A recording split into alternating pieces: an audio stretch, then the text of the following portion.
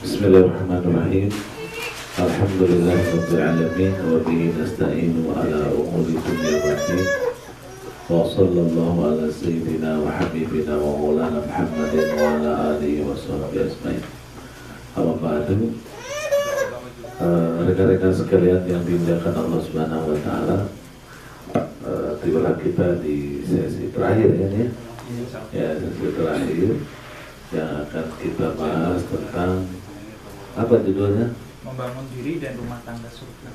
Membangun diri dan rumah tangga surga. Jadi intinya bagaimana kemudian kita bersungguh-sungguh menghadapi kehidupan rumah tangga yang lebih sakinah, itulah kira-kira ya. Yang pertama harus dipahami bahwa nikah ini dalam agama kita dia ibadah. Ya. Sekali lagi nikah adalah ibadah. Tentu kita tahu sebagai muslim harus menjadikan seluruh sisi kehidupan kita ini ibadah. Apa saja? Bekerja ibadah, ya. Cari nafkah ibadah. Pokoknya apa saja yang kemudian kita lakukan dari apa yang dalam kehidupannya semuanya harus diniatkan ibadah. Rasulullah SAW bersabda, bukan Rasulullah, maaf. Para sahabat radhiyallahu anhum berkomentar tentang kehidupan mereka bersama Rasulullah adalah hayatuna kulluha ibadah. Seluruh sisi hidup kami adalah semuanya ibadah. Nah, oleh karena itu maka tidak boleh kita lewatkan pernikahan atau rumah tangga sebagai bagian kita untuk bertaqarrub, mendekatkan diri kepada Allah Subhanahu wa taala sebagai ibadah. Karena dia ibadah, tentu saja di baliknya dipastikan ada hikmah. Di baliknya dipastikan ada keuntungan, ada benefit, ada sesuatu yang bermanfaat untuk kita. Apa hikmah daripada nikah tersebut? Ada 5. Yang pertama adalah al-istijabah an-nida'il fitrah, yaitu sambutan akan panggilan fitrah. Sambutan akan panggilan fitrah. Karena setiap manusia oleh Allah Subhanahu wa taala baik laki dan perempuan diberikan organ reproduksi. Artinya dia bisa saja bisa bereproduksi. Itu sudah fitrahnya. Dan kefitrahan itu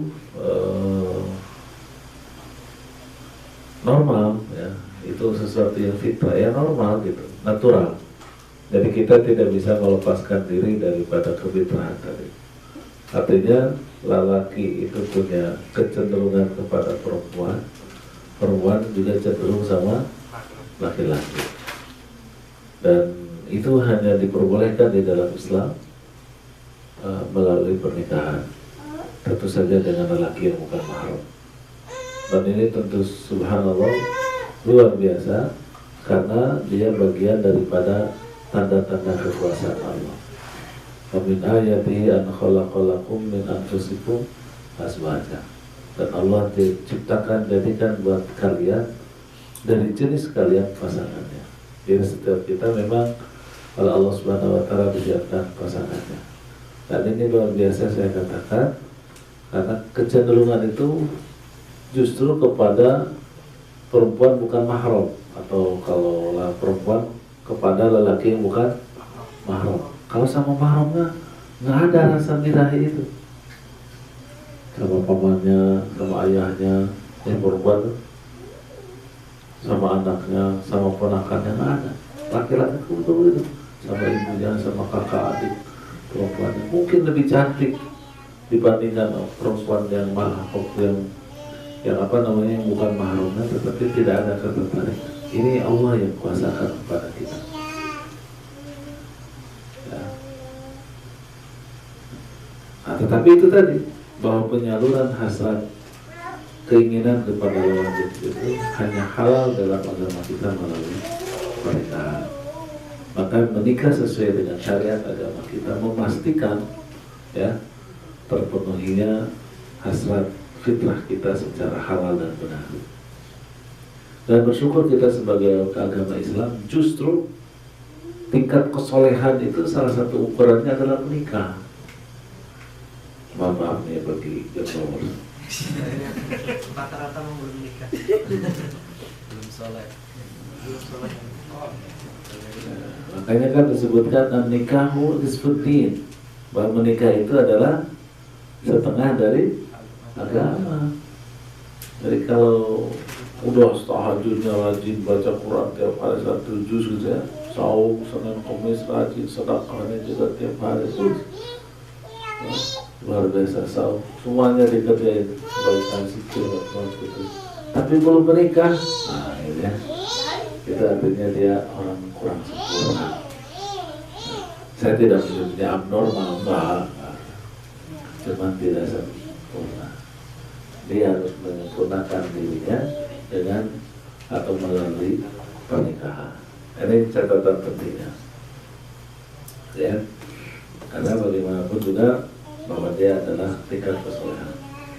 Malah kalau sudah menikah dan dia bisa menikah lagi nambah istrinya dan kemudian berbuat adil, itu sesuatu yang baru. Dan ini tidak ada di agama lain. Mohon maaf kalau ada penganut agama lain. Yang di Katolik itu justru yang disebut dengan soleh itu dan solihah kalau dia tidak di Buddha juga demikian, di Hindu pun juga demikian. Ini tentu menjadi perbedaan, dan tentu hal itu bila dilakukan sebagai bentuk pelanggaran terhadap fitrah, terhadap kenapa kita diciptakan oleh Allah Subhanahu wa Ta'ala. Jadi hikmah pertama dari pernikahan itu, kalau kemudian menikah, sempurnalah kita sebagai manusia, ya, karena seluruh fitrah kita akan terpenuhi. Karena setiap organ, setiap manusia, laki dan perempuan, memiliki organ reproduksi yang harus difungsikan, dan itu pengungsiannya hanya halal melalui pernikahan. Yang kedua adalah al-hifadz alal akhlaq minal hubub, memelihara moralitas dari dekadensinya, memelihara moralitas dari dekadensinya, memelihara akhlak dari kehancurannya. Sebutkan saja oleh kita apa yang disebut dengan maksiat, apa yang disebut dengan kebobrokan moral, apa saja sebutkan, maka akan ditemukan hulu dan muaranya, ya. Hulu dan muaranya itu adalah ketidakharmonisan dalam rumah tangga, ketidaknormalan dalam kaitannya berumah tangga. Apakah itu prostitusi, apakah itu mabok, apakah itu judi, narkoba, semuanya. Karena kalau sudah keluarga itu harmonis, suami istri itu sudah tenang, normal, ya, sesuai dengan apa yang diberitakan Allah Subhanahu wa Ta'ala, maka itu berefek kepada ketenangan, berefek kepada akhlak yang baik. Jadi, seluruh akhlak yang baik itu menjadi sempurna karena ditopang oleh kehidupan rumah tangga yang baik. Nah, 3. Ijad as-sakanur ruhi, menumbuhkan dan memunculkan ketenangan batin. Itulah pernikahan sesuai dengan syariat. Jadi kalau kita nikah, maka kemudian akan muncul rasa tenang, rasa tentram. Tadi ayatnya, wa min ayatihi an khalaqalakum min anfusikum azwajan litaskunu ilaiha, agar kalian menjadi tenang, menjadi tenang dengan pasangan. Oleh karena itu, maka yang namanya menikah harus diniatkan dari sejak awal untuk saling menenteramkan, bukan untuk berkelahi, untuk rebutan, untuk ini itu, untuk bertengkar, apalagi diniatkan pernikahan untuk bercerai. Ya, dan inilah hebatnya dalam Islam. Karena kalau di orang kafir, pernikahan itu sesuatu yang mencemaskan. Ya. Termasuk juga di orang Korea ini, kalau nggak salah angka pernikahannya di atas 30 tahun rata-rata, baik laki ataupun perempuan. Sama di Eropa juga di atas 30 tahun. Ya. Saya dulu masih ingat sebagai anggota DPR RI usianya 35 tahun. Kemudian saya masuk Komisi 1 Komisi Luar Negeri. Nah, karena Komisi 1 Komisi Luar Negeri, hubungan saya itu banyak dengan orang-orang kedutaan dari negara-negara sahabat. Ya, ada yang intensif banget itu Singapura mau hubungi saya, berkomunikasi dengan saya. Umurnya 41 tahun, saya 35 tahun. Dia usianya 41 tahun. Saya ketika itu anaknya sudah 4, dia belum kawin. Pokoknya, waduh, saya ini kalau bukan tugas kedutaan, saya malas ketemu Anda. Katanya dia begitu. Kenapa? Malu dibilang, dikata-katain mulu nanti. Jadi 41 tahun nggak kawin. Bangsa saya bakal musnah loh kalau kamu nggak kawin. Kamu tuh sendiri yang menghancurkan bangsa sendiri gara-gara kamu nggak kawin. Kenapa mereka di banyak kalangan orang kafir itu takut menikah? Karena menikah menurut mereka bukan sesuatu yang menenteramkan. Justru yang namanya menikah adalah menggelisahkan, membuat susah. Nah ini yang kita bersyukur justru dalam Islam dengan menikah kita menjadi tentram.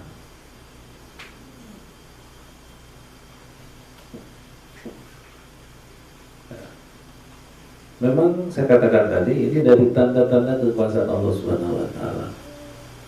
Ketertarikan kita itu justru semakin ekstrim, semakin tertarik. Semakin dekat nggak ada ketertarikan. Saya katakan tadi ya, adiknya cantik cerita, istrinya jelek, tapi dia nggak nafsu sama adiknya yang cantik, dia nafsunya sama istrinya aja, si birahinya. Memang Allah begitu. Artinya bagaimana dua ekstrim yang berbeda itu justru menjadi magnet yang kuat untuk kemudian bersepakat untuk hidup bersama dalam kehidupan rumah tangga. Itu keren. Makanya nanti kita akan jelaskan bagaimana kita menjalani kehidupan yang sakinah nanti ya setelah poin ini saya lihat. Yang keempat dulu. Yang keempat, hikmah dari pernikahan sesuai dengan syariat adalah imtidad al-mujtama' al-islami binaslin saleh. Terjadi regenerasi masyarakat muslim dengan keturunan yang baik. Artinya begini, siapapun yang menikah kan ingin punya keturunan. Dan keturunannya tentu saja harus menjadi keturunan yang baik, itu sudah sepakat. Saya di Depok dengan beberapa teman di Yabim, namanya Yayasan Bina Insan Mandiri, mengelola master, mungkin kalau yang suka di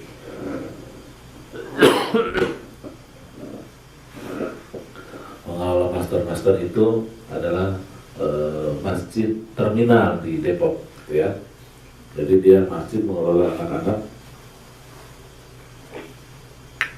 jalanan dan seterusnya di Depok. Saya suka ya nongkrong situ, lihat barang-barang gitu. Nah, tiba-tiba ada bapak-bapak preman dengan penampilan preman gitu ya. Kekar, tato gitu ya, pakai anting rambutnya apa gitu. Dia bawa anaknya masih kecil pakai jilbab. Mungkin 6 tahun, 5 tahun pakai jilbab di bawah. Ya saya iseng aja, Pak, kabar? Siapa nih anaknya ya? Oh iya dong Pak, ini anak saya. Tanpa saya tanya dia ngomong, saya memang preman Pak, tapi anak saya harus soleh. Bawa anaknya ngajar, diajar ngaji di situ. Artinya setiap kita, kalau Allah anugerahkan kemudian keturunan, harapannya keturunan kita menjadi soleh dan soleh. Itu normal, no problem. Semua kita begitu. Dan saya katakan tadi bahwa turunan yang soleh itu hanya akan lahir dari pasangan yang soleh dan soleha. Disinilah penting bagaimana kita merawat rumah tangga itu secara baik dan benar. Ya. Yang kelima, hikmah dari pernikahan yang sesuai dengan syariat adalah tausiatul qarabah wa ta'awun bainal mujtama' Islam. Memperluas kekerabatan dan saling tolong-menolong sesama masyarakat muslim. Nah, ada orang Lampung dapat orang Jawa Tengah misalnya, gitu kan. Orang Palembang dapat orang mana tadi ya? Ini Lampung jadi kayaknya orang Lampung tuh dapat orang Lampung juga kelihatan. Jangan-jangan. Yang Junggawatinya sana. Nah, ya. Kan luar biasa dari dua apa gitu ya, orang Jawa nikah sama orang Batak, kan? Bisa. Dan itu mau menjadi luas. Yang punya orang Jawa punya saudara orang Batak, orang tuanya Batak, iparnya Batak. Yang lebih keren anaknya jadi pejabat, ya. Peranakan Jawa Batak.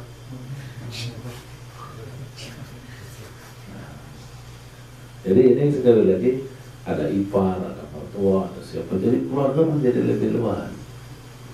Nah, kadang-kadang ya sangat jadi luas. Kita orang Jawa nih, istrinya orang Batak. Kita ketemu orang Batak mana? Wih, itu Batak dia. Oh, istri saya Jawa. Oh, istrinya Batak. Oh, jadi akrab. Jadi luas gitu hubungan kekerabatan. Dan tentu saja berikutnya adalah menjadi suka tolong menolong. Kira-kira begitu.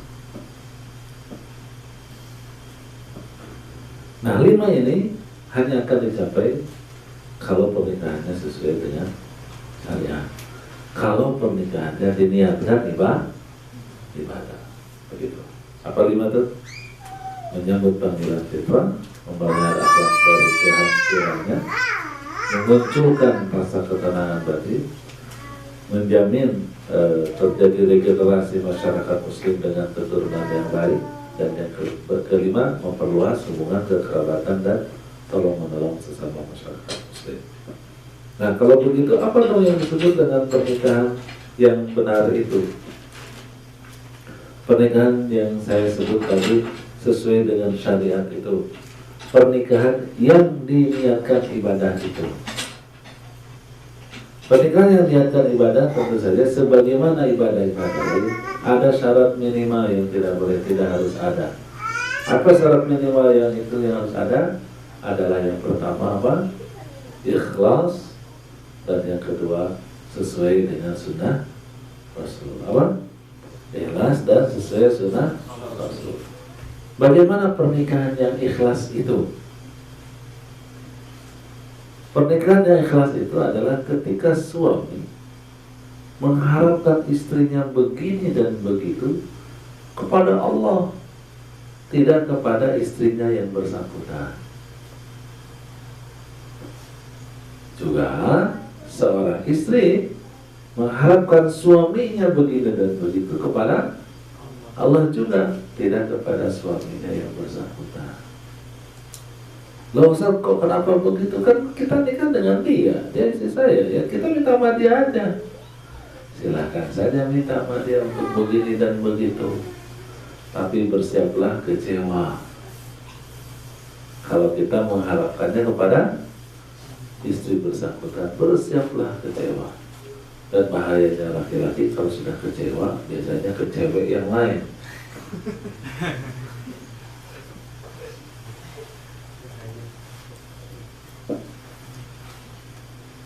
Wah, kan dia suami saya, ya ke dia aja kan saya mintanya.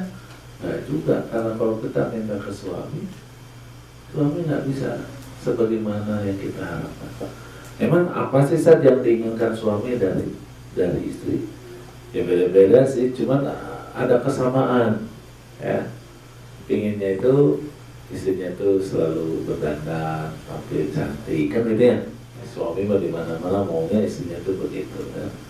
Kemudian melayani dia, ya, nyampi, senyum, ya, nggak pernah cemberut, gitu ya.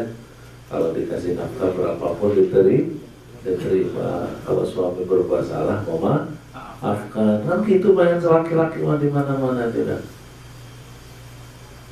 Apa yang diinginkan istri dari suaminya? Standar Pak, dimana-mana juga sama. Inginnya si suaminya setia, nggak kawin, lagi apa main perempuan, kan gitu. Inginnya itu suaminya itu ngasih nafkah ya lancar. Kalau dia sibuk di rumahnya atau apa, suaminya ikut bantu. Kalau dia berbuat salah, suaminya memaafkan. Sama di mana-mana. Boleh punya keinginan itu, tetapi sekali lagi jangan dimintakan kepada yang bersangkutan, tetapi minta kepada siapa? Allah. Begitu. Itulah yang disebut dengan ikhlas. Sehingga dengan kata lain yang disebut dengan ikhlas itu adalah dalam konteks pernikahan ya, dalam konteks suami istri, melibatkan Allah dalam hubungan kita dengan pasangan. Melibatkan Allah dalam hubungan kita dengan pasangan. Jangan diurus sendiri. Loh emang kenapa Ustaz? Ya karena suami kita itu adalah makhluk, istri kita juga adalah makhluk. Yang namanya makhluk jahula, dhaifah, zaluma, halua, itulah makhluk manusia. Lemah, bodoh, zalim, dan itu lagi berkeluh kesah. Ya udah, kalau minta sama makhluk ya begitu, kita nggak dapat. Beda kalau kita mintanya kepada Allah, karena Allahus Samad, Allah tempat kita bergantung. Kita juga sudah berjanji, iya karena wa iya nasta'in. Selain kita beribadah kepada, kita juga minta tolong kepada Allah. Oleh karena itu kita dituntut lagi berdoa. Ud'uni astajib lakum, berdoalah kalian kepada aku. Itulah ikhlas bersuami istri. Karena Allah adalah muqallibul qulub, membolak-balikan hati manusia, termasuk hati pasangan kita.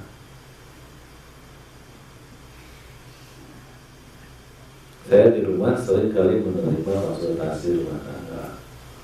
Orang yang sudah bertekad datang nasihat sama saya, cerita suaminya, atau cerita istri, saling menyalahkan atau doa, menunjukkan kekecewaannya yang luar biasa terhadap pasangan. Oke, saya tidak bisa memberikan advice sekarang, tidak bisa memberikan nasihat sekarang. Mohon kalian pulang aja dulu. Minggu depan baru datang lagi ke sini. Hanya pesan saya, kalau udah pulang, mohon ikhlaskan ya. Apa sih maksudnya? Ya, minta kepada Allah agar pasangan seperti yang kita inginkan. Ya, kami coba pulanglah ke rumahnya. Biasanya minggu depan nggak datang lagi. Kadang-kadang kita juga dengan ini jadi cerainya 4 kali ya. Tapi biasanya ketemu dalam mengatur operasi segala macam, sumringah, berterima kasih. Kalaupun datang juga ada sumringah, gembira, dan yang penting bawa oleh-oleh. Karena lagi senang, beda waktu kalau lagi masalah, misalnya saya bisa sama istri saya ketemu, saya bisa ngapain, kalian bawa oleh-oleh. Orang di rumah itu kapan mikirin oleh-oleh bagus kan? Tapi kalau udah senang, gimana masalahnya? Udah selesai, kita penting ikhlas terkena. Ya. Jadi itu bisa menyelesaikan setiap masalah.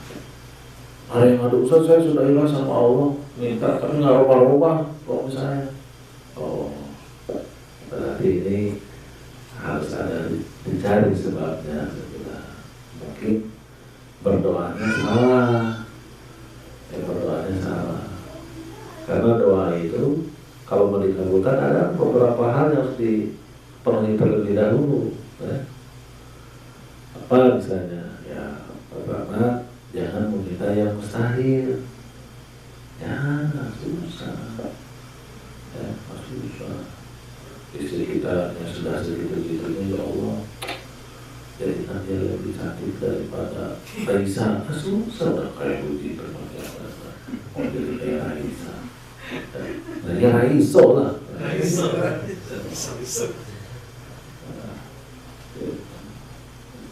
Karena mustahil kan.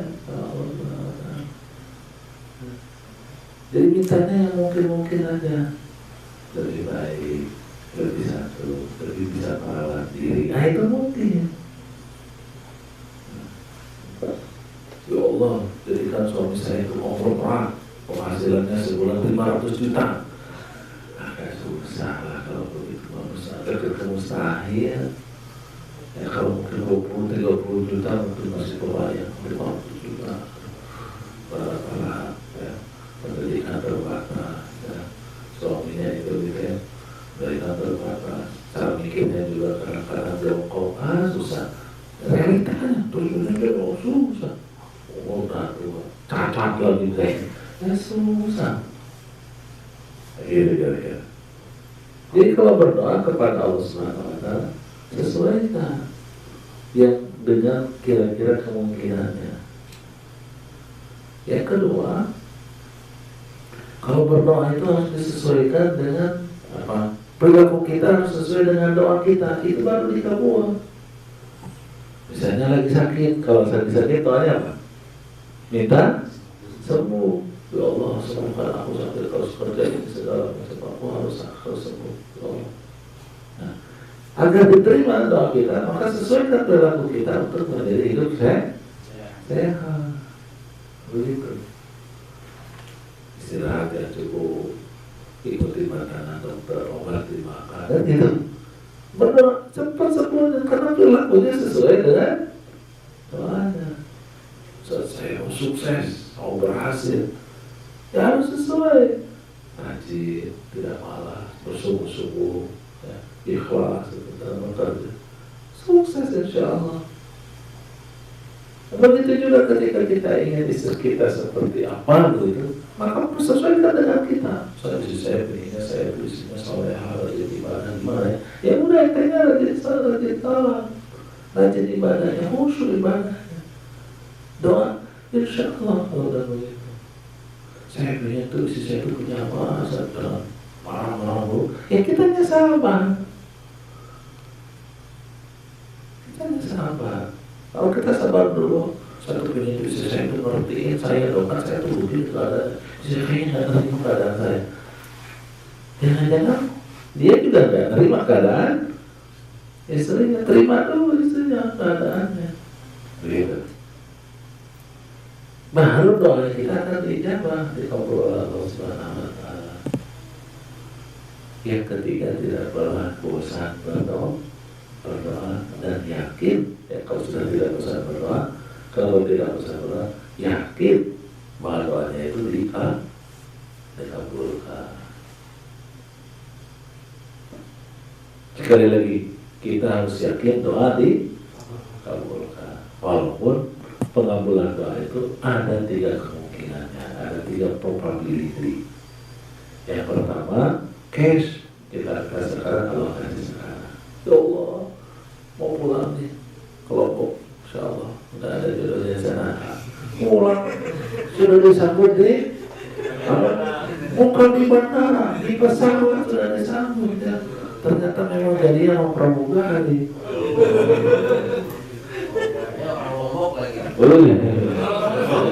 Belum sampai baru dijawab. Udah ketemu ya. Itu cash. Mintanya kita minta Allah kasih lah. Atau mungkin ditunda. Ya Allah, saya pulang ke Indonesia, saya ingin menikah gitu.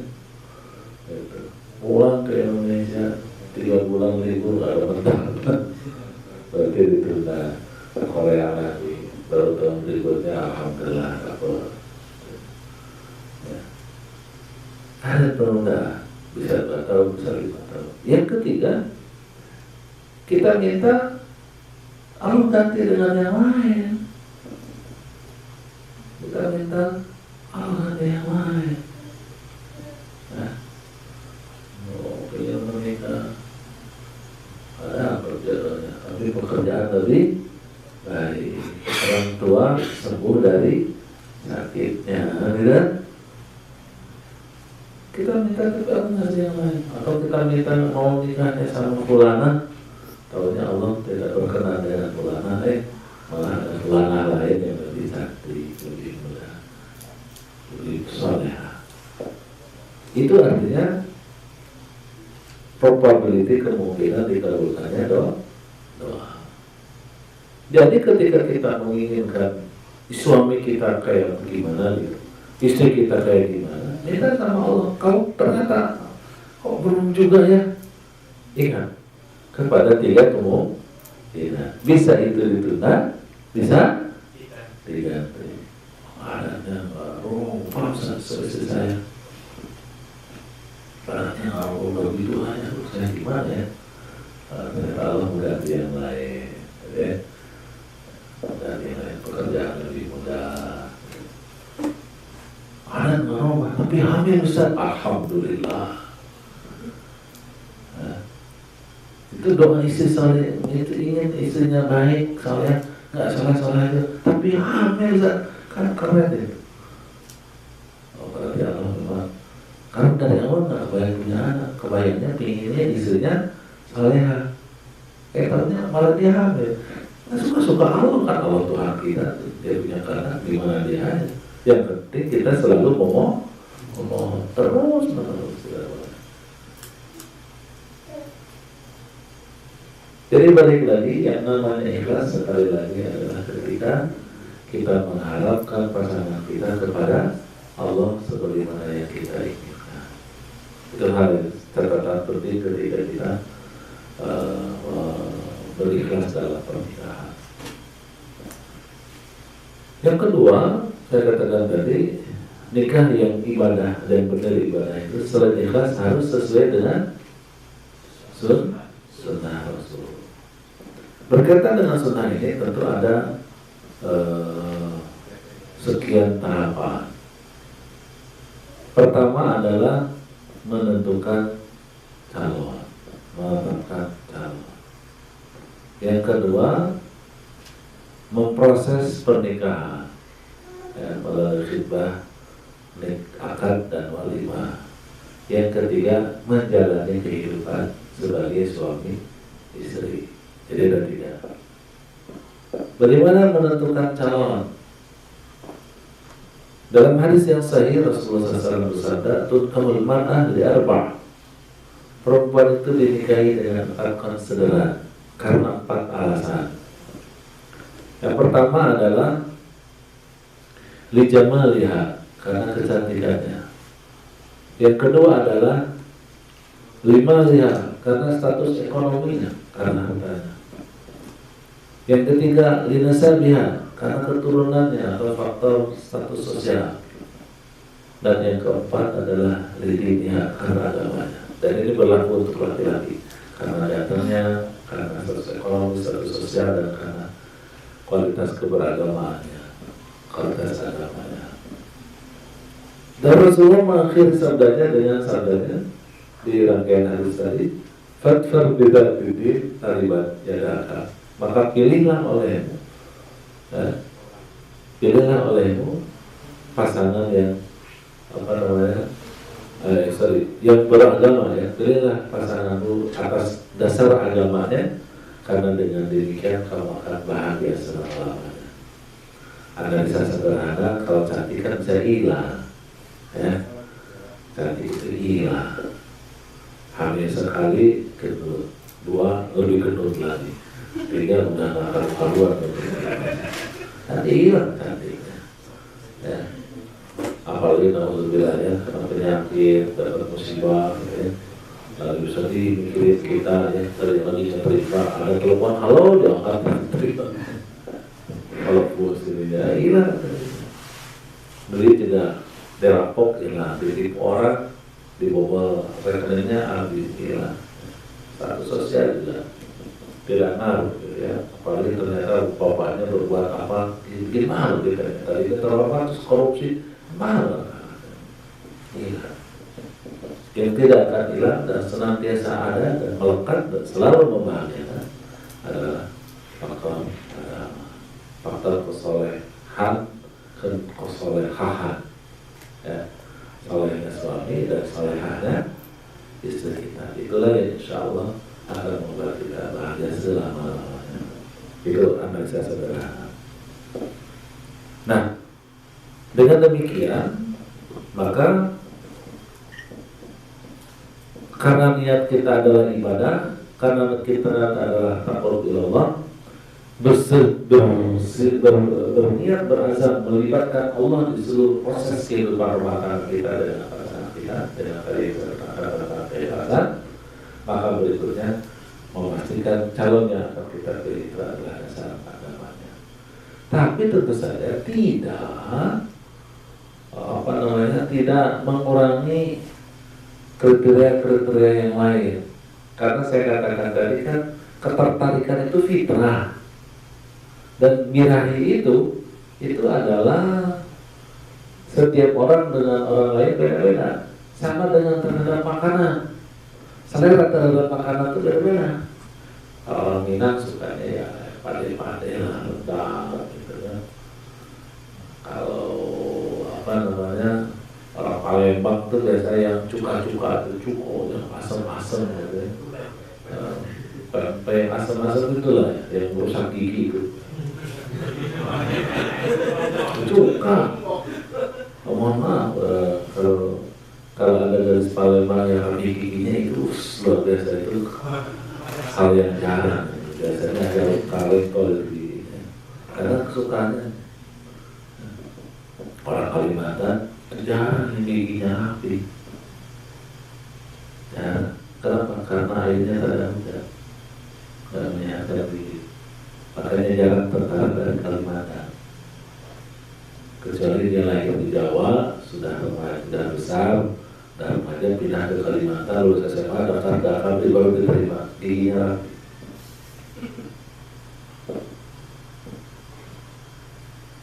Ya. Bab selera, orang Sunda maunya daun-daunan, kecuali daun itu ada telinganya. Terus Sunda.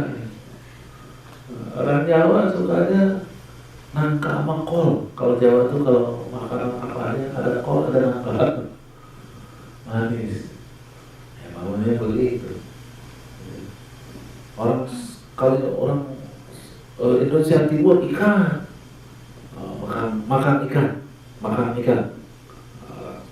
Sulawesi luar biasa. Saya kalau ke Indonesia Timur ini gimana masaknya semua enak karena memangnya kalau udah masak yang lain-lain enak. Ayo tuh. Itu bukan di Indonesia Timur, itu kayak Indonesia Barat kalau Kalimantan ya ikan darat ya. Gabus gitu ya, pati itu selera beda-beda. Orang Eropa juga ada selera bab makanan. Nah kalau bab lawan jenis ketertarikan itu namanya birahi. Jadi birahi sama selera itu sama berarti.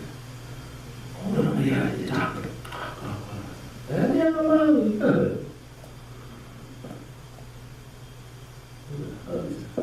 Nah, karena itu sekali lagi kita boleh ada kriteria yang lain, tetapi harus diutamakan kalau memilih pasangan itu karena ada yang Rasul menjamin tadi bahagia. Ya. Oke. Yang kedua saya katakan kita proses. Jangan dulu istikharah. Ya. Jangan dulu istikharah. Tapi kita proses dulu. Mantap, pilih, danani bapaknya. Boleh istihara. Maaf. Boleh istihara setelah ketemu si fulana atau si fulan kalau perempuan, kalau laki-laki berarti si fulana. Udah saya ngomongin sama fulana aja. Mantap. Ya, kemudian istihara. Jadi istihara itu jangan ketika kita ragu. Ya, tetapi beristihara itu kalau sudah yakin baru istihara. Kenapa demikian? Karena doa istihara itu minta memantapkan atas pilihan. Karya Allah, aku beristikharah kepadamu, aku mencari ilmu kepadamu, aku mohon kepadamu ya Rabbana, jika yang aku pilih ini baik untukku, untuk kehidupan sekarang dan kemudianku, untuk dunia dan akhiratku, untuk agama dan kehidupanku. Apa berikutnya? Permudahlah uruskanku dengannya, jadikanlah aku dengannya, kemudian berkailah aku bersamanya, kan gitu ya. Dan jika ya Allah yang aku pilih ini tidak cocok untukku, buruk untukku, untuk kehidupan dan sekarang dan kemudianku, untuk dunia dan akhiratku, untuk agama dan kehidupanku, mohon jauhkan ia dariku, jauhkan aku darinya, ganti yang lebih baik darinya, dan diridhoilah padanya, kan gitu. Beristikharah. Berarti beristikharah itu harus ada dulu apa? Pilihannya. Nah, terus istikharah sesering mungkin sampai kemudian kita khidbah, masih kita istikharah, khidbah, alhamdulillah diterima, kemudian menikah, ya. Nah, itu tinggal tanya aja ke akal Allah, nanti rukun-rukunnya disampaikan. Ada calon laki, ada calon suami, ada calon istri, ada calon suami, calon istri, ada wali, ya, kemudian 2 orang saksi, dan kemudian terjadi ijab qabul, ada 5. Berikutnya walimah, ini juga harus diikuti sesuai dengan sunnah Rasul, khidbahnya sesuai sunnah Rasul, akadnya sesuai dengan Rasul, nanti walimahnya, resepsinya juga harus sesuai dengan sunnah Rasul. Nah, itu gampang lah. Ya, kita ikuti adat istiadat, konsultasi dengan kawan, selesai bersama. Berikutnya adalah, dan ini yang paling penting adalah bagaimana melaksanakan sunnah sesuai dengan bagaimana melaksanakan sunnah dalam kehidupan rumah tangga sebagai suami dan istri. Secara prinsip, menjalani sunnah sebagai suami istri itu adalah ketika suami dan istri mampu memelihara keberduaan. Mampu apa? Memelihara apa? Keberduaan. Kenapa disebut berdua? Karena tadi di ayatnya, saya putaran ayatnya masih di situ saja. Wa min ayatihi an khalaqalakum min anfusikum azwaja. Karena kita oleh Allah Subhanahu wa taala dipasangkan. Yang namanya pasang itu berapa? Sepasang itu Pak? 2. Sendal sepasang berapa tuh? Ya 2, namanya juga sepasang. Nah, sepasang merpati itu ya 2 kan gitu ya. Sepasang apa lagi yang sepasang tuh? Anting, 2 kan, kiri dan kanan, jangan sebelah, ya. Begitu. Itu sepasang, ada kiri dan kanan. Jadi pasang itu 2. Saya katakan harus memelihara keberduaan, jangan kebersatuan, apalagi kebertigaan, keberempatan dan keberlimaan. Harus berdua, saya dan pasangan, suami dan istri. Ini nasihat yang lain.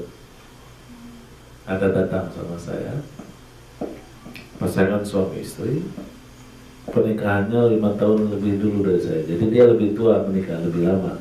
Ketika itu saya baru menikah 12 tahun. Baru 12 tahun. Dia sudah 17 tahun. Anaknya sudah SMA. Sepasang datang sama saya. Ustaz, saya minta nasihat, kami berdua minta nasihat. Kenapa emang kami berniat berencana bercerai untuk yang ketiga kali, talak 3. Tapi kan kalau talak 3 kita nggak bisa balik lagi, Ustaz. Jadi ini pilihannya menjadi berat. Makanya kami berkonsultasi. Waduh, jadi ini 2 kali bicara ini, dan kemudian rujuk lagi. Dan sekarang mau cerai lagi. Ayo, gimana problem saya hadapi? Silahkan cerita. Ceritalah suaminya. Wow, saya kan anak pertama. Saya ini punya tanggung jawab di keluarga. Makanya ibu saya mengharapkan pernikahan saya itu begini. Ibu saya juga maunya istri saya ini begini. Wah, tapi istri saya Ustaz begitu. Kan namanya pernikahan kan keluarga besar. Bukan hanya urusan kita dengan dia, tapi juga urusan orang tua kita, urusan siapa semua. Nyalain istri. Oke, terus sekarang ibu gimana tuh?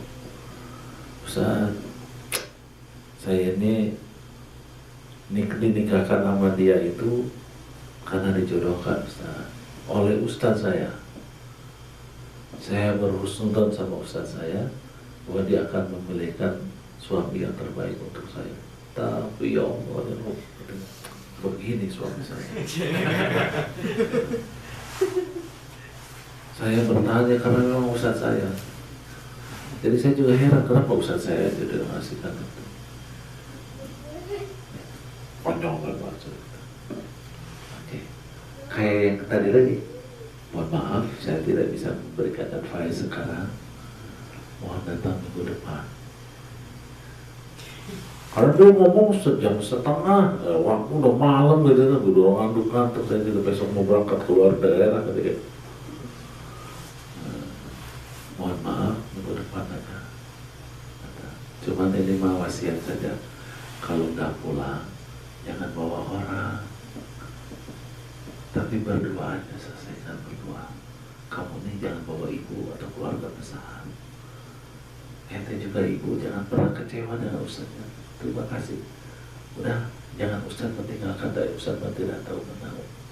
Yang urusan kan ibu dan suamimu. Cobalah berdua. Lupakan anak-anak. Karena si ibunya tuh, kalau bukan sayang sama anak, saya mau punya bubaran aja. Tapi sayang sama anak. Jadi saya pertahankan mana. Lupakan anak, lupakan ustaz, orang tua, atasan di kantor, murabi, siapapun. Lupakan. Terus kami harus gimana Ustaz? Ya udah ngobrol berdua aja. Maksudnya ya berdua. Karena kamu berdua, kamu sama kamu udah. Jadi iya berdua aja. Jangan bawa yang lain. Dan juga jangan memaksakan kehendak. Kamu jangan memaksa istri kamu sebagaimana dipaksa. Juga istri jangan memaksa suami kamu juga. Ya masing-masing aja berdua berjalan. Ustaz nggak paham, pulang aja dulu. Berdua. Walau alam mungkin apa yang terjadi kepada dua orang tersebut. Yang jelas minggu berikutnya nggak datang. Sebulan nggak datang. Saya jadi was-was. Ini jadi cerai apa kalau 5 bulan nggak datang, 10 bulan lupa saya. Ada pernah datang orang. Tiba-tiba saya dipertemukan sama dia 10 bulan setelah pertemuan di sebuah tempat. Dia langsung peluk saya. Bukan istrinya, bukan suaminya. Peluk saya. Ustaz, apa kabar? Senyum sebenarnya. Saya bilang, kamu ini siapa? Gue tanya. Susah lupa ya. Saya itu yang datang. Oh, iya. Langsung deg-degan. Wah, jadi cerai. Gimana? Jadi cerai. Oh, enggak, Ustaz, enggak. Ternyata setelah dia lepaskan ibunya, lepaskan anaknya, lepaskan ustaznya, lepaskan orang-orang sekitarnya, fokus berbicara berdua, selesai. Nggak usah di-advise sama saya sebagai konselor rumah tangga. Selesai. Saya paham ya? Jadi kita harus berdua. Karena begini, dalam teori komunikasi, lebih berhubungan dengan orang itu ya, berinteraksi dengan orang, hubungan interpersonal itu. Setiap manusia memiliki kemampuan, tapi berbeda-beda tingkat kemampuannya. Ada 3 kemampuan dalam berinteraksi. Pertama adalah dependent. Dan dependent ini secara psikologis umumnya dialami oleh anak-anak yang baru lahir ya, sampai dengan usia sekolah. Dia dependent itu dia masrahin urusan dirinya kepada orang lain. Kalau anak tadi kepada ibunya, kepada orang tuanya. Dan biasanya sifat dependent ini akan terus terbawa sampai dia dewasa. Tapi biasanya luntur. Tapi walaupun luntur masih ada bekasnya. Termasuk ketika dia bersuami istri. Ada laki-laki yang dependennya kuat, maka dia terserah suami, terserah istrinya. Jadi bapak maunya gimana? Kata istrinya. Bapak mau ke rumah ibu, gimana mama aja dah. Bapak mau ikut mama, apa mau mama ikut, mama senang, papa mah senang. Jadi maunya apa? Nggak punya kemauan. Bagaimana mama aja. Itu dependen namanya. Kadang juga banyak istri yang dependen. Ya, gimana mas aja. Pokoknya apa mau mas, adik mah ikut aja. Terus adik maunya apa? Enggak lah, nggak punya keinginan. Pokoknya mah mas mau, mas tidak mau ya tidak mau. Itu dependen. Dan itu tentu saja sikap ini. Bila pasangan kita bersikap kayak begitu, bikin kita repot, kita jadi bingung kadang-kadang. Ada lagi, ketika berinteraksi dengan manusia, orang itu punya karakter independen. Kalau psikologi perkembangan itu biasanya independen itu kalau sudah SMA gitu ya, kuliah, itu independen. Dia ingin bebas, ingin merdeka, ingin mandiri. Dan ini seringkali terbawa juga di saat dia dewasa, termasuk ketika dia berumah tangga. Jadi inginnya bebas mandiri. Mainnya main pokok. Pokoknya gua maunya begini. Lu terserah, mau kagak mau, gua mau gini. Lu ikut, lu kagak, gua maunya begini. Itu independen. Kalau dependen kan tadi, ya terserah kau mau apa aja, gua ikut kan gitu. Lu suka apa, gua mau ikut dah. Itu dependen. Tapi kalau independen, pokoknya aku punya keinginan begini. Ikut, lo ikut, oke. Nggak ikut juga nggak apa-apa, gua mau ngelakuin ini. Baik suami, baik istri. Ada yang begitu. Independen. Saya bisa dua hal ini, baik dependen atau independen, itu menunjukkan bahwa kita ini maunya bersatu, menyatukan diri dengan suami, atau suami ikut menyatukan diri dengan saya sebagai istri, atau sebaliknya. Normal, karena itu ada di setiap manusia sampai dia dewasa. Tetapi dua hal ini tidaklah bagus, karena dia menjadi bersatu, tidak berdua. Nah, yang harus ideal itu adalah interdependent. Ingat ya, tadi apa tadi yang pertama? Dependent. Yang kedua, independent. Yang ketiga, interdependent. Interdependent itu bahasanya saling ketergantungan. Kalau dependent, independent itu automatically suasana lingkungan yang dia membuat dia jadi begitu. Tetapi interdependent ini harus ada effort, harus ada usaha, harus ada upaya, harus ada latihan. Dan sekali lagi kalau tadi kita bahas itu wilayahnya ada di penting dan tidak penting dan tidak genting atau tidak mendesak. Nggak bisa diburu-buru. Interdependent. Dan itulah yang saya maksud tentang keberdoaan. Jadi setiap kita ketika memasuki kehidupan rumah tangga, kalau ingin sakinahnya dengan baik dan benar, harus mampu memelihara keberdoaan. Artinya kita harus berkomunikasi, berinteraksi dengan pasangan kita secara interdependen, saling tergantung. Saya ingin lebih memudahkan pemahamannya karena tadi ada contoh konsepnya. Contohnya apa ya contohnya? Paling mudah tuh biasa saya sampaikan apa ya? Ulang tahun perkawinan.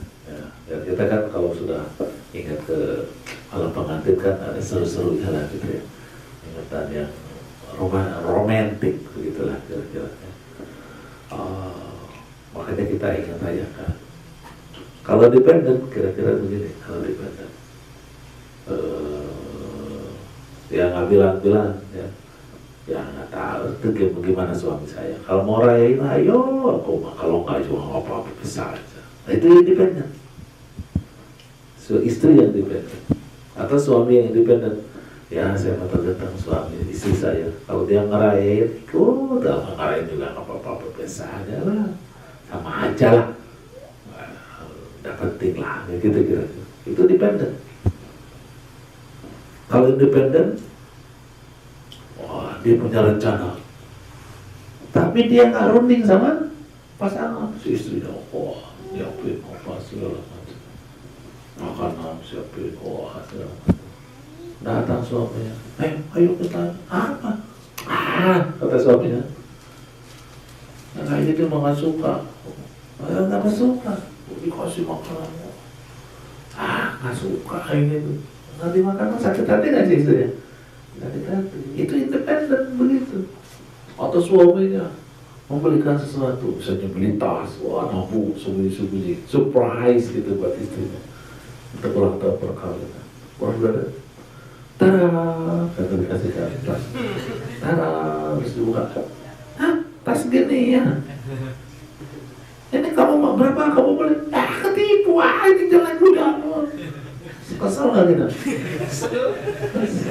Itulah sikap indah. Jadi independen tidak menguntungkan, independen juga ujungnya juga bisa saja menjadi begitu. Maka seharusnya karena yang namanya menikah itu kan berdua, saya dengan dia. Oleh karena itu maka bagaimana merayakan wedding anniversary ini atau ulang tahun perkawinan ini secara bersama-sama. Tentu ada keinginan. Oh Pak, 3 bulan lagi kita ulang tahun nih perkawinan, kita mau ngapain? Oh iya ya 3 tahun lagi kita udah 15 tahun, kerasa kita menikah. Ya kemana kita ngapain? Udah deh kita makan aja. Makan di mana? Di luar. Maksudnya iya kita di teras rumah kan di luar.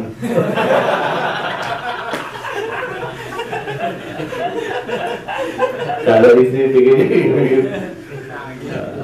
di luar di teras rumah itu tonton sama kiri kanan tetangga ya.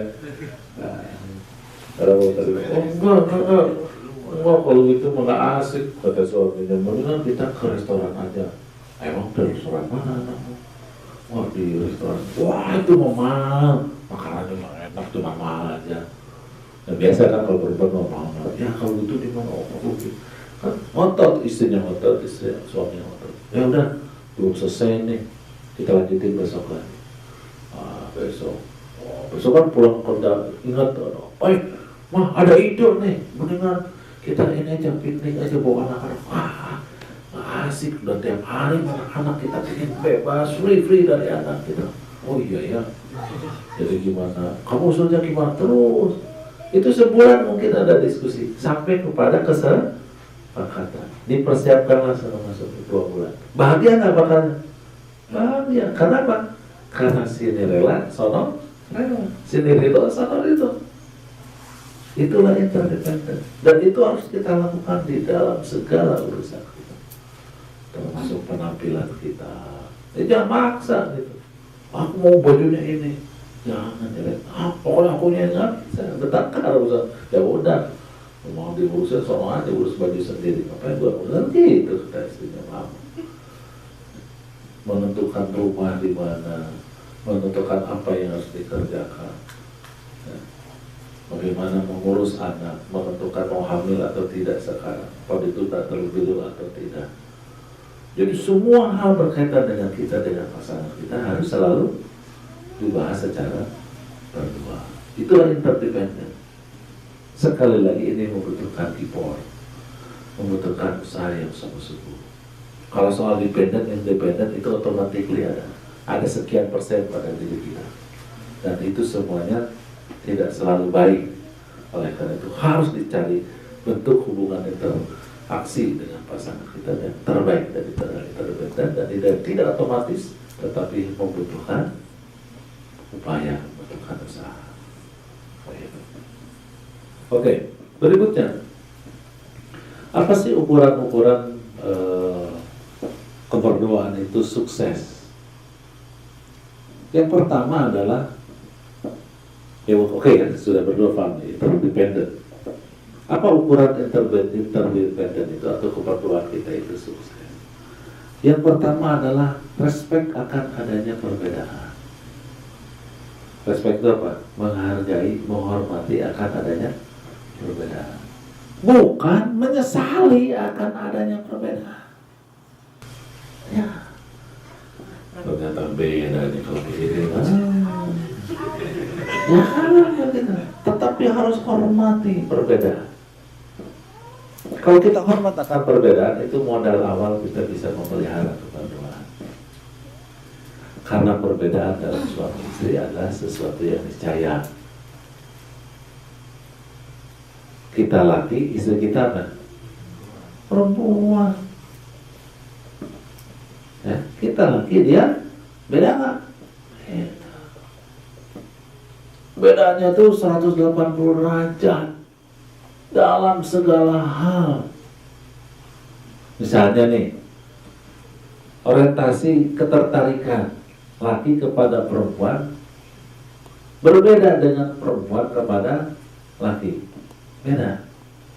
Kalau laki sama perempuan, orientasi birahinya itu adalah karena tampilan fisik. Tapi kalau perempuan kepada laki, sebaliknya. Kan beda. Ya, nggak kepada fisik. Saya ngantar istri saya ke dokter kulit perempuan. Kalau daftar ke dokter kulit, saya juga iseng daftar aja lah. Saya juga daftar. Ini kan ada hitam-hitam. Saya ustad kan suka tampil kemana-mana harus keren, no. Nah, istri saya diobatin, ditanya kasih resep sudah macam karena dia ada alergi itu, ya sudah. Silakan Pak, Bapak apa? Dia nanya. Bapak kenapa? Saya ini dok, ini. Nggak perlu lah. Sana Pak, ini dokter ngomong sama saya. Balikin aja uangnya ke pendaftaran, ambil lagi uangnya. Nggak usah. Loh, saya ini dok, saya mau ini. Enggak. Perempuan malah, laki-laki malah penting mau dompet aja, tabel katanya gitu. Dan itu umumnya memang begitu. Yang namanya perempuan itu tidak tertarik kepada fisiknya. Beda sama laki, perempuan tertarik kepada fisik perempuan. Ini cerita di Bandung Pak ya. Di Bandung itu kan nama aset itu 1,1 meter, banyak banget ya. Jadi kalau misalnya ada yang nyari rumah Pak Asep di sebuah komplek, ada kumpulan ibu-ibu, bu, punten, mohon maaf, rumah Pak Asep di mana Bu? Dipastikan di komplek itu banyak Asep yang kepada ikut di koperasi Asep ya. Asep yang mana Bu? Yang mana Pak Asepnya? Kata si ibu-ibu itu, yang pegawai pos ya, atau yang guru SD, atau yang orang Garut atau orang Ciamis, yang mana sih Pak? Katanya gitu. Kalau ibu-ibu ditanya. Beda kalau bapak-bapak, kumpulan bapak-bapak ditanya, di mana rumah Ibu Eis? Sama Eis juga nasibnya, 5,1 meter di Bandung, banyak banget. Bapak, kalau rumah Bu Eis di mana? Ini perlu laki-laki sih bapak-bapak ditanya. Kalau ditanya begitu, oh, Eis yang mana ya? Itu tidak akan seperti ibu-ibu tadi.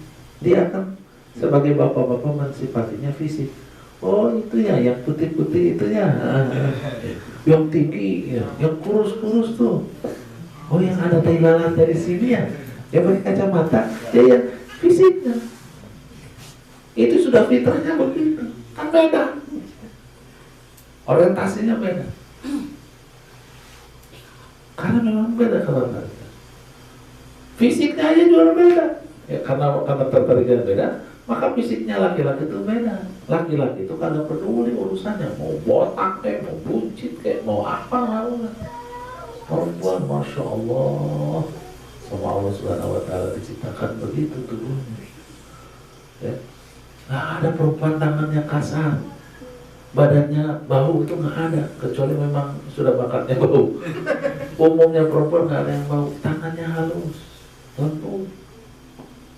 Ada hikmahnya itu. Hikmahnya apa? Dia bedah nasuh anak, dan anak diasuh sama ibunya tenang, dimandiin tenang, ayo tenang. Coba diasuh sama bapak-bapak, yang kerjanya tadi yang 8 jam itu ya, tangannya kayak gimana itu ya, kasar, nangis berat-berat dengan hilang. Dicium kagak mau karena di sini ada bekas kumis dan jenggot.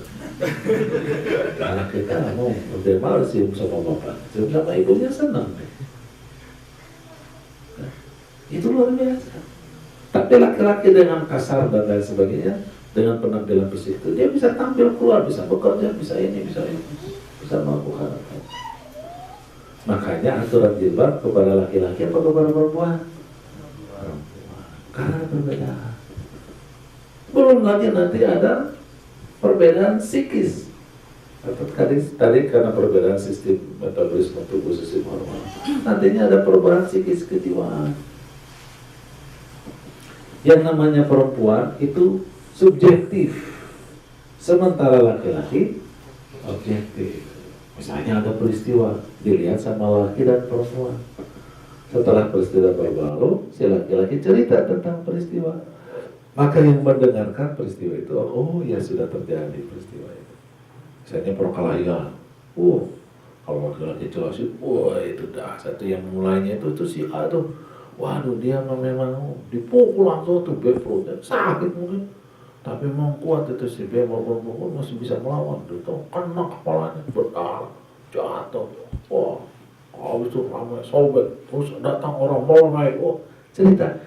Orang yang dengar, iya ya, sudah terjadi perkelahian di pasar. Coba kalau yang perempuan yang menyaksikan kejadiannya, terus dia cerita lagi, kita nggak ngerti yang diceritainnya, karena dia bercerita bukan peristiwa, tetapi bercerita tentang dirinya. Peristiwa kemana? Yang dia sibuk dengan dirinya saja. Wah, itu ada yang berkelahi di pasar, deg-degan, ribut. Saya mah udah aja berhenti belanjanya, uang kembalian aja nggak diambil, dibilang udah kembaliannya buat mahal. Ayo kita ini, taunya karena lagi ribut gitu kita jadi beradu sama orang, jatuh kita, berantakan belanjaannya di bawah, pas diberesin dibawa sendal kita ke ini coplok sebelah, ya udah dilepas dua-duanya aja sekalian, masa saya nyekir apa sebelah, udah aja dua-duanya, udah naik beca aja, naik beca, dilihatin itu namanya belanjaan, itu telur pecah semua, udah nyampe rumah pas mau bayar, kecopetan tadi, sial hari ini nasib. Yang kelahi kemana dia cerita saja. Itulah perempuan. Sepanjang sejarah begitu yang namanya perempuan. Betul gak? Yang sudah meninggal, itulah perempuan. Jangan dipaksa dia menjadi objektif. Ya. Dan perempuan jangan memaksa suaminya jadi subjektif. Tentang hal ini saya kebetulan ada yang berkonsultasi dengan saya. Pernikahannya masih baru 7 tahun ya. Pernikahannya baru 7 tahun, usianya 29, seusia, laki perempuannya usianya sama, satu umur. Dia pernah pacaran di SMA, terus kuliah satu di mana gitu, satu lagi di ITB. Suaminya di ITB, si itunya di mana, psikologi jurusannya, ini perminyakan. Nah, kemudian menikah, akhirnya pertengkar sampai terancam perceraian. Kemudian datang sama saya, konsultasi sama saya. Ya oke, saya bilang, gimana nih problemnya? Ternyata problemnya itu. Ya. Jadi siswa bisa dibayangin, suaminya teknik, perminyakan, bayangkan, pertambangan. Si istrinya psikolog, sempurna itu. Istrinya sempurna subjektif, si lelakinya sempurna objektif. Nggak ketemu tuh. Pada saling mencintai, nggak ketemu. kamu tuh kok nggak ada perasaan banget sih, gitu kira-kira kata istrinya. Karena itu subjektif, psikolog. Jadi ada sesuatu peristiwa yang menurut istrinya sangat luar biasa, menurut istrinya, menurut suaminya biasa-biasa aja, nggak penting. Justru itu yang bikin berkelahi. Memang berbeda. Ya. Si istrinya itu suka lagu barat yang Whitney Houston begitu, kayak begitulah lagu-lagu. Si suaminya sukanya Oma Irama, dangdut lagi. Musiknya aja seleranya beda, makanannya beda. Sekali lagi bahwa perbedaan ini menjadi sesuatu yang niscaya.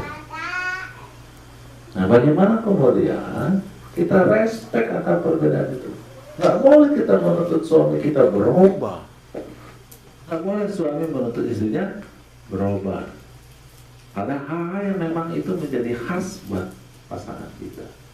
Tapi kita hormati. Ini awal komunikasi bisa berjalan, awal kebetulan itu bisa terlaksana. Yang kedua, sampai jam berapa nih ngomong? Kalau udah ngomong ini saya bisa sampai 3 jam. Tadi sejam berapa tadi mulai? Habis baterai nggak tuh? Setiap pasangan harus mengerti posisi sesuai syariat. Setiap pasangan harus mengerti posisinya sesuai syariat. Maksudnya kalau jadi suami gimana, jadi istri gimana sesuai dengan syariat. Dan ini juga bisa dimaknakan sebagai hak dan kewajiban suami dan istri.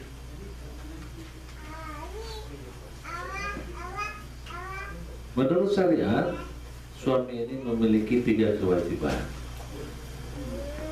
Yang pertama adalah memberi nafkah. Itu posisinya menurut syariat. Yang kedua, mempergauli istri dengan cara terbaik. Mempergauli istri dengan cara yang terbaik. Yang ketiga, membimbing istrinya menjadi salehah. Itulah kewajiban suami.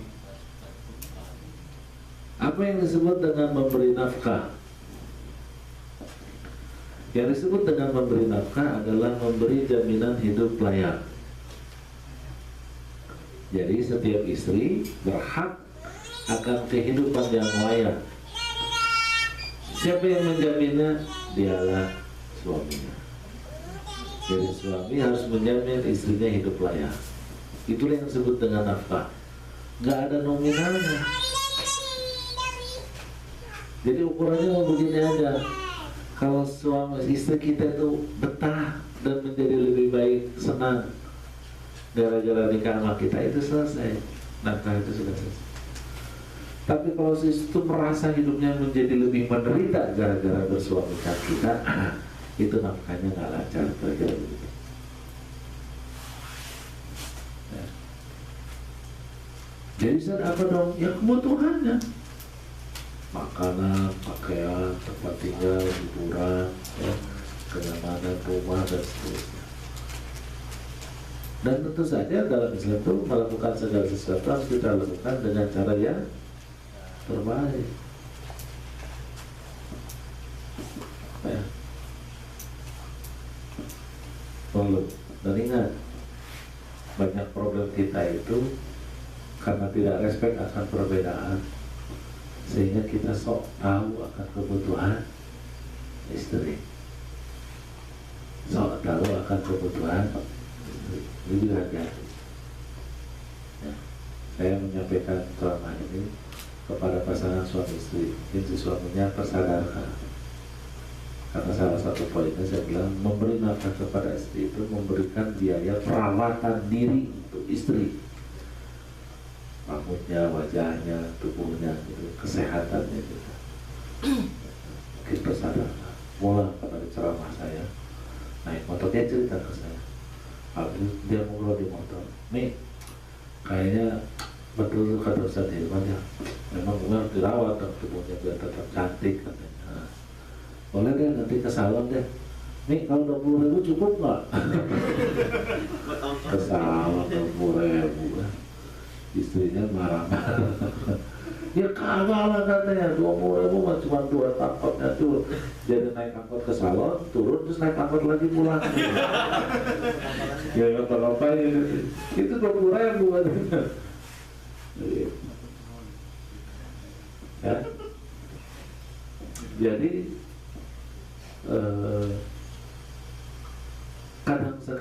seringkali kita mengukur dengan kita. Dan ingat, perempuan itu kelanjutan dari soal perbedaan tadi. Perempuan itu ya, dari soal subjektif objektif itu karenanya mereka itu sulit mengambil keputusan.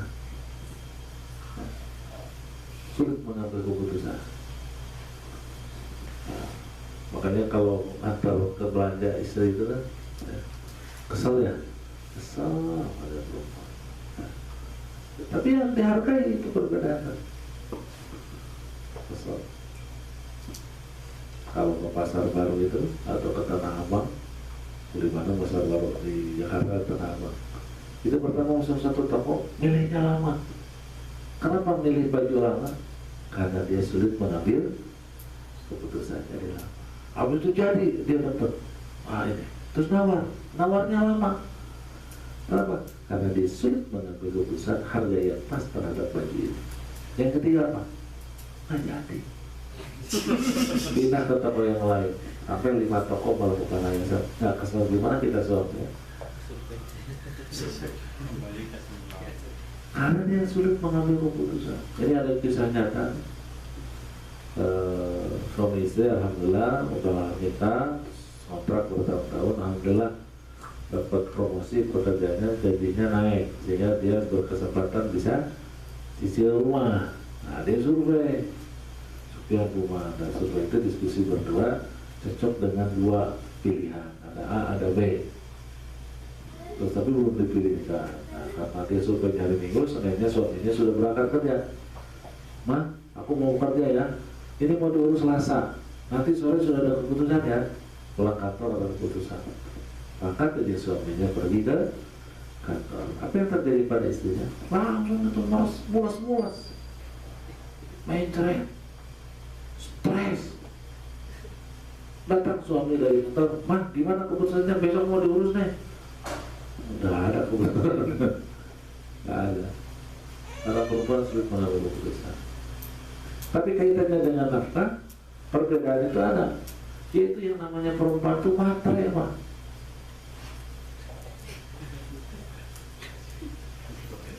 Kalau laki karena matre dong, laki-laki.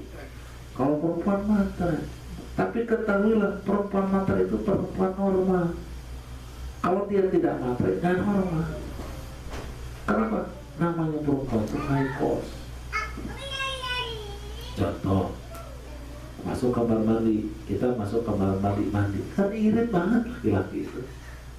Ya, hanya bermodalkan capluk, capluk, sabun kan ada capluk, ada capluk keboy, capluk, ya kan ada capluk kan, LX kan,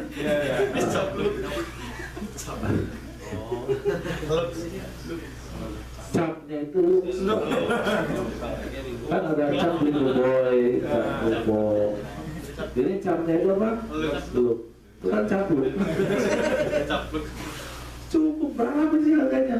1.800, 1.500 satu batang. Badannya, wajahnya, kadang juga rambutnya juga. Zubur keluar mandi sudah selesai. Coba kalau perempuan masuk kamar mandi, cukup dengan capluk. Wajahnya, sabunnya khusus, badannya lain, daerah sensitif lain lagi, apalagi kakinya yang ada perpecahan itu beda lagi ya. Rambutnya, ada sampo, ada conditioner, kemudian terakhir ada cemcemah, seru untuk rambutnya, zubur, keluar sudah selesai.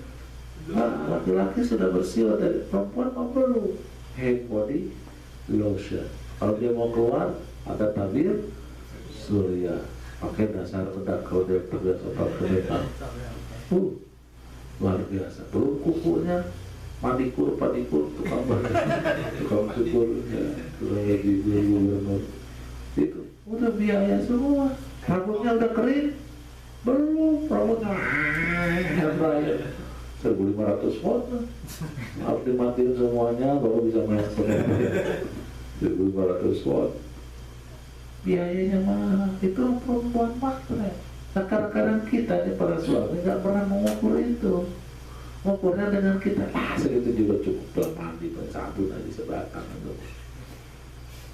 Perempuan nggak bisa. Perempuan itu melihat ruang tamu beda sama laki. Kalau laki yang penting bersih, ada kursi, ada minuman, ada meja, minum cukup. Botol Orson kan?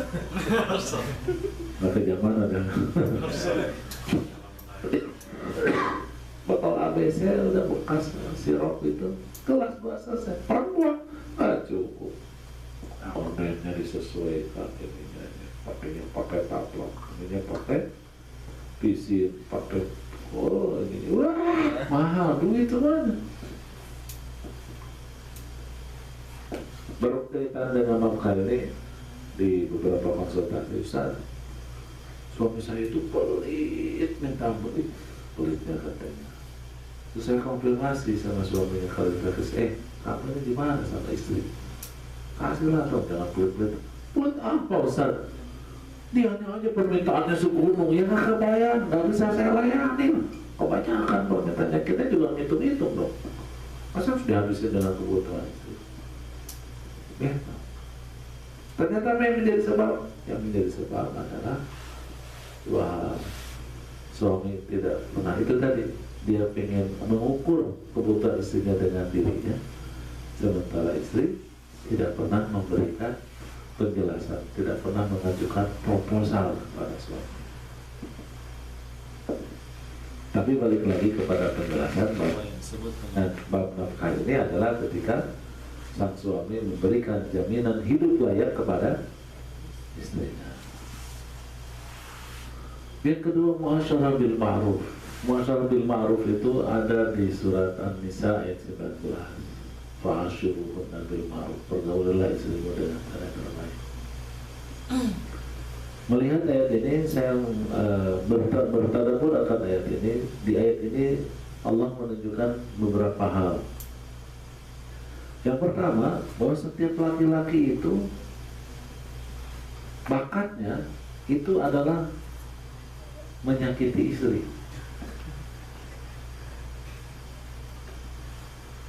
Merasa dirinya paling benar, bersikap kasar kepada istrinya.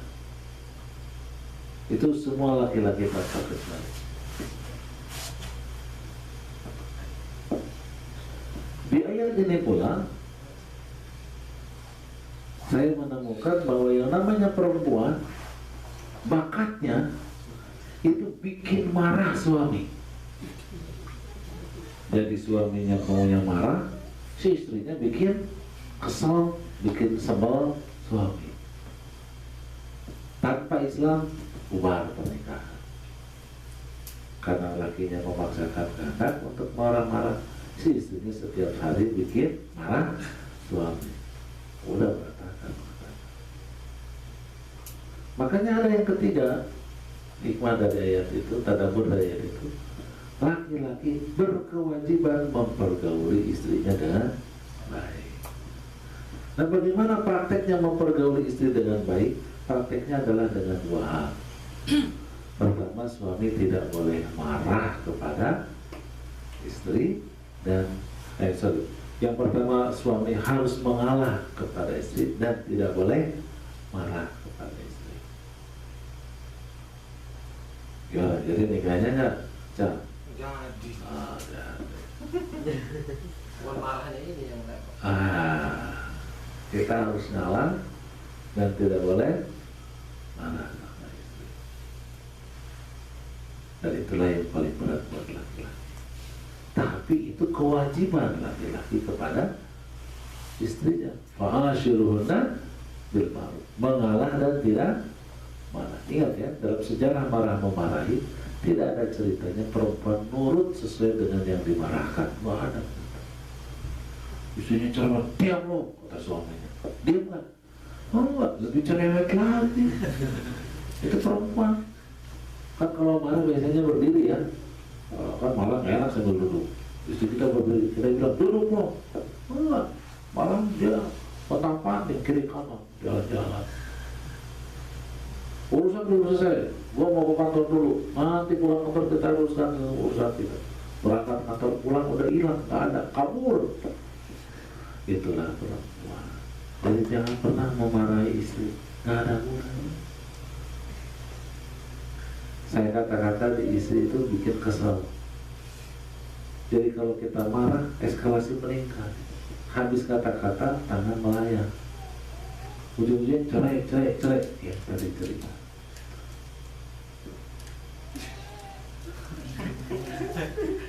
Apa cita-cita atau cerita tadi?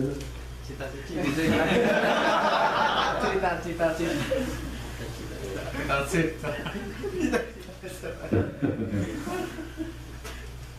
Nggak boleh.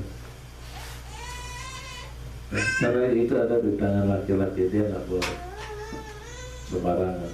Nah, salah satunya adalah ketika laki-laki harus mengendalikan emosinya untuk mengalah dan tidak.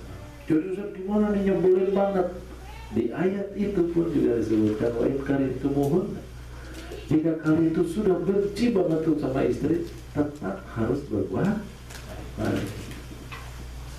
Jadi kalau suaminya cerewet apa bikin kesal, dah urut dada aja, senyum, ya, nggak usah dimarahin.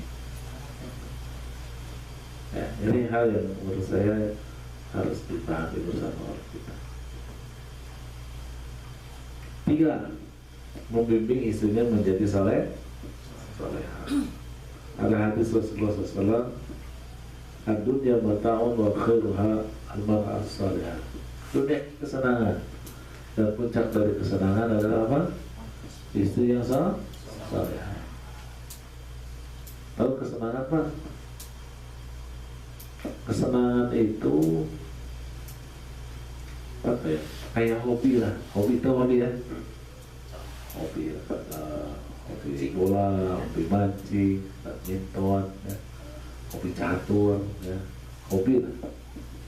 Kalau di Jakarta ada lagi hobi Vespa butut, ke Pangandaran. Ke Pangandaran itu sehari juga nyampe, tapi karena Vespanya butut 3 hari baru sampai. Mogoknya 20 kali. Tapi hobi ya senang aja. Makanya adalah hobi. Yang ngoprek-ngopreknya itu. Kalau orang sudah dapat hobinya, maka dia akan melakukan 3 hal. Pertama, dia akan curahkan seluruh perhatian akan hobinya. Yang kedua, dia luangkan waktu untuk hobinya. Yang ketiga, dia rogoh kocek lebih dalam. Nah, kadang-kadang juga nggak ngerti ya. Hobi burung gitu ya. Oh, berapa juta dikeluarin. Hobi batu akik. Hobi kumpulin uang kuno. Itu 3 hal itu pasti dilakukan oleh Pak Sodi. 3 hal pasti dilakukan. Dia akan curahkan, wah dia punya websitenya, punya milisnya, punya komunitas segala macam. Ada pertemuannya dan seterusnya. Perhatian, baca literaturnya, mengikuti seminarnya dan sebagainya. Luangkan waktu minimal lihat-lihat internet, dikit-dikit internet lagi, dikit-dikit apa lagi. Yang ketiga, pasti dia roboh kocek dalam untuk membeli yang diinginkannya atau memenuhi hobinya. Kata Rasulullah,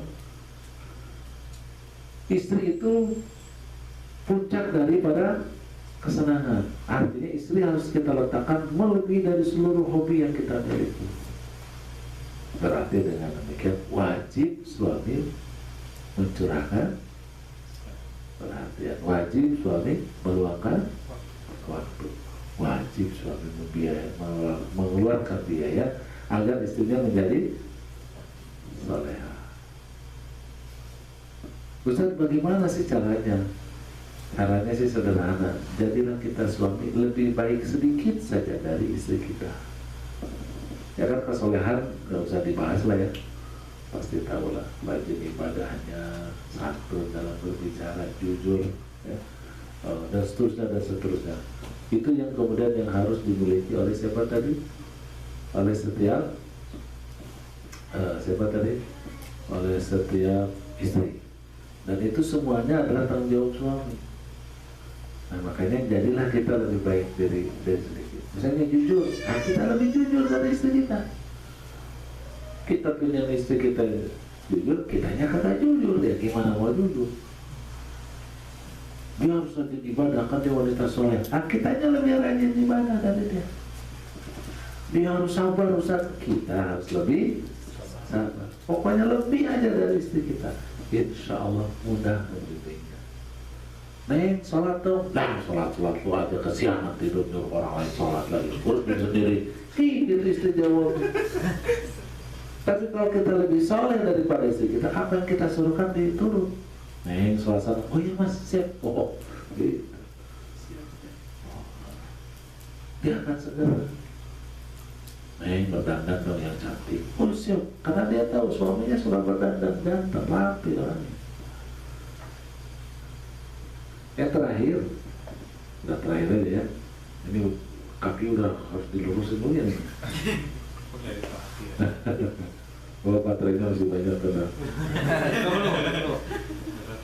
Udah dipenuhi. Belum terakhir, belum. Masih positioning ya. Apa posisi istri menurut Islam? Posisi istri menurut Islam itu ada dua kewajibannya. Yang pertama adalah taat kepada suami, yang kedua membahagiakan suami. Titik, cuma dua itu aja. Gampang ya? Mana ada istrinya kita di sini ya? Taat dan membahagiakan suami. Sudah segitu aja, mau apa lagi? Rasulullah pernah ditanya, ya Rasulullah, apa sih cirinya istri saya soleh? Kata beliau, idza amarta ata'atka wa idza nadarta ilayya sarratka. Jika kau perintahkan ia taat patuh padamu, dan jika engkau sekedar menatapnya, ia senantiasa membahagiakan. Jadi sekali lagi itulah kewajiban. Hanya banyak perempuan kita ini lebih suka melakukan hal yang lain, kemudian diklaim itu kewajibannya. Ada yang rajin masak, ada yang suka beres-beres rumah, nyuci baju, gitu-gitu, ngepel, nyapu, sukanya itu. Dan diklaim itu adalah kewajibannya, padahal itu bukan kewajibannya. Ya, apalagi di zaman sekarang di Indonesia sudah mesti outsourcing. Ya kayak begitu bisa dikerjakan. Mau makan tinggal delivery. Sekarang bisa pesan pakai Gojek. Oh, belum tahu Gojek ya? Gojek lagi merajalela di Indonesia sekarang. Anak saya itu keren aja. Kita marahin juga. Mau apa? Nggak keluar sekarang teleponannya. Mau bakso, telepon Gojek datang. Tambah 10.000. Harga baksonya 15.000, ongkos tujuannya 2.000 jadi 25.000. Mau apa? Ya kalau yang harganya ratusan ribu, terus ongkosnya 10.000 kan lumayan tuh. Tapi kalau harganya 15.000, 10.000, 25.000. Delivery makanan bisa, ya. Nyuci, laundry sekarang di setiap gang.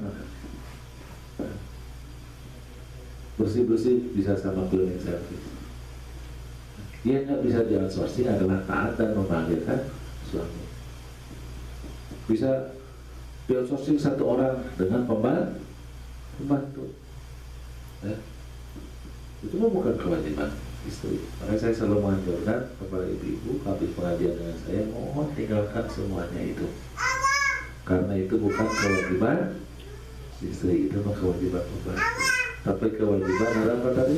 Taat dan membahagiakan suami. Dan mohon ini jangan sampai di outsourcing. Lupa Pak, aku sampai bahagiakan suamiku sama pembantunya bilang begitu kan? Nggak juga, nggak bisa. Ya. Ini hal yang harus dipahami. Nah bagaimana kita istri itu taat kepada kita? Ya taat aja, taat. apapun yang diperintahkan selama bukan maksiat adalah taat. Modalnya apa? Sedekah. You know sedekah? Sedekah begini. Itu modalnya kalau istri taat kepada suami. Apa maksudnya? Nunggu perintah. Ma, nyuci dong. Cuci. Udah selesai nyuci, sedekah lagi. Ma, lapar nih, masak sono. Masak. Selesai masak, sedekah lagi. Ini kotor nih, tolong dipel, disapu, dipel. Udah pel, sapu, pel, sedekah lagi. Itu tak. Nah, kalau yang membahagiakan suami tidak boleh sedekah, harus berinisiatif. Kira-kira gitu ya. Sebelum suami kerja sudah disiapkan pakaiannya segala macamnya. Sebelum suami pulang rumah makanan sudah disiapkan. Kira-kira begitulah. Itulah yang seharusnya dilakukan oleh setiap istri. Nah, kewajiban suami tadi berapa tadi kewajibannya? 3. Merupakan hak istri. Kewajiban istri yang 2 tadi itu merupakan hak suami. Setiap suami berhak ditaati dan dibahagiakan. Setiap istri berhak dinafkahi, dijamin hidupnya yang layak, dipergauli dengan baik, jangan dimarahi, dan dia harus dibimbing, dididik menjadi istri yang saleh. Bila bertemu selesai. Berdua itu betul-betul pas. Perbedaan-perbedaan yang tadi dihormati itu diselaraskan dengan posisi tadi. Nah, yang ketiga terakhir sekarang. Yang ketiga, ternyata bagaimanapun juga yang namanya berdua ini ternyata hanya akan terwujud bila ada komunikasi yang baik. Setelah tadi ya respek akan perbedaan, kemudian apa yang kedua? Memahami posisi masing-masing sebagai suami istri bersyariat. Yang ketiga, harus berkomunikasi dengan baik. Apa pengertian komunikasi baik? Tadi saya sudah sampaikan rukun komunikasi, ada yang menyampaikan pesan, ada yang menerima pesan, ada pesan yang disampaikan, dan ada cara menyampaikan pesan. Ada 4. Komunikasi yang baik yang pertama harus sehat. Sehat itu terpenuhi rukunnya tadi. Ini penting untuk disampaikan karena banyak kita ini malas berkomunikasi. Ada keinginan, ada yang ingin disampaikan, ada pesan kepada pasangan, tapi dia tidak mau menyampaikannya, ditahan aja dalam dirinya. Atau kadang ada pasangan yang nggak mau menerima pesan. Alah, yang gitu dibicarain, udah. Bosan gue denger aja, nggak mau dia. Ada lagi memang hidupnya tanpa pesan. Jadi repot. Ada juga yang menyampaikan pesan tapi caranya salah, sehingga nggak nyampe pesannya. Kalau orang mau ngasih makan merpati, pakai jagung kan? Jagungnya di mana? Dipocelin kan? Dipocelin. Terus gimana? Jangan dia kasih makan kepada merpati. Ini kumpulan merpati, jagungnya nggak dipocelin, dilempar. Gimana? Di mana kan? Terbangnya namanya merpati kan? Wes keliling kemana? Gak jadi dia ngasih makan, udah kabur kemana itu merpati. Walaupun ujungnya balik lagi juga. Tapi nggak sampai itu pesan. Itu betulnya tentang cara. Makanya proses ada penerima, penyampai, ada pesan yang disampaikan, dan bagaimana cara menyampaikan ini harus baik. Itu yang namanya komunikasi yang sehat. Tetapi kehidupan kita sekarang tentu saja kompleksitas, memiliki kompleksitas yang luar biasa. Waktu kita terbatas, ada bekerja lah, ada ini, ada itu, ada kegiatan sosial dengan warga lah, ada dengan aktivitas, segala macam. Belum lagi lahir anak, segala macam, keluarga besar. Sehingga waktu kita itu terbatas dengan pasangan kita. Sehingga berikutnya komunikasi harus efektif. Pemahaman efektif itu akhirnya nanti tadi sudah saya singgung sedikit ya tentang rezeki tadi ya. Pemahaman tentang efektif itu mengharuskan kita melakukan Karena yang tadi sampai dibahas tentang strategi planning, ya, environment, strategi dan seterusnya. Ini adalah hal yang tidak boleh terpisahkan dari bagaimana kita mengusut biar komunikasi itu menjadi efektif. Tidak hanya itu, harus solutif. Solutif itu penting. Kenapa? Namanya berumah tangga itu setiap hari selalu ada problem. Masalah itu akan selalu datang setiap hari. Pasti itu. Nikah. Habis itu udah masalah baru kan. Masa kita terus di mertua harus beli kontrakan. Dari kontrakan sudah masalah baru. Lalu kontrakan berupa bulan hamil, masalah lain. Karena kondisi hamil berbeda dengan sebelum hamil. Lahir anak lain lagi. Kontrakan habis lain lagi ceritanya. Mau jadi isi rumah lain, ada problem lain lagi. Anak kedua lain lagi. Anak masuk sekolah lain lagi. Di PHK dari pekerjaan masalah lagi gitu. Terus saja. Dan oleh karena itu maka komunikasi harus terus baik dan harus selain efektif tadi karena kesibukan masing-masing adalah harus solutif. Berarti dipilih yang kira-kira ada solusi dibicarain. Kalau enggak. Berikutnya yang keempat harus empati. Empati itu kalau orang Jawa Barat sebutnya jero, dalam,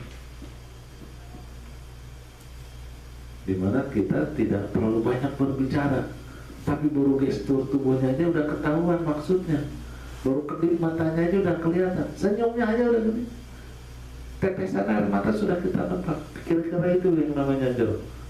Nah, semuanya harus dengan kata-kata dalam. Dan yang terakhir, yang kelima harus fun, harus menyenangkan, fun. Ya, Rasulullah mengatakan dengan istri itu tulah ibuha wa tulah ibuka. Kau bermain dengannya dan dia bermain dengan. Harus saling menyenangkan, saling membahagiakan. Karena hunna libasul lakum wa antum libasul lahun. Perempuan, para istri adalah pakaian buat kalian dan kalian adalah istri buat mereka. Tiga inilah yang atau lima komunikasi inilah yang harus kita maksimalkan, ya. Yang sehat, yang efektif, yang solutif, empati dan menyenangkan.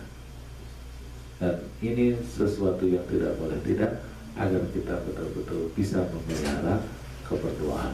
Ya, selain yang pertama respek akan adanya perbedaan, yang kedua memahami posisi masing-masing sesuai dengan syariat. Baik suami yang berkewajiban menafkahi, memperbuat istri dengan baik dan mendidik mereka menjadi salihah.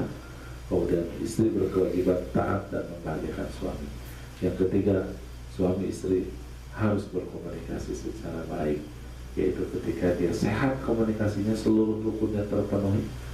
Kemudian dia berusaha merencanakan segala sesuatu yang dibicarakan itu agar efektif, dan pilihlah pembahasan dengan atau obrolan atau komunikasi itu beruntuk hal-hal yang bersifat solutif dan harus empati, ya, harus dalam, harus saling memahami sangat kuat, dan ujungnya adalah harus menyenangkan. Jangan berkomunikasi bikin sakit hati, membuat malas berkomunikasi.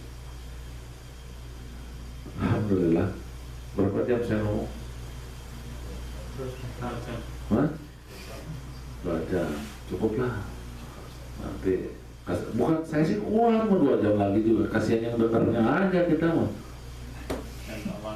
Betul nggak bahasa Sultan? Saya kuat. Oh iya. Ini masalahnya bab saya ini masalahnya. Oh, semua kerja itu. Senang aja Pak Ustadz itu bagi saya, cuman besok mau kerja. Oh, mau kerja ya tempat kerja aja.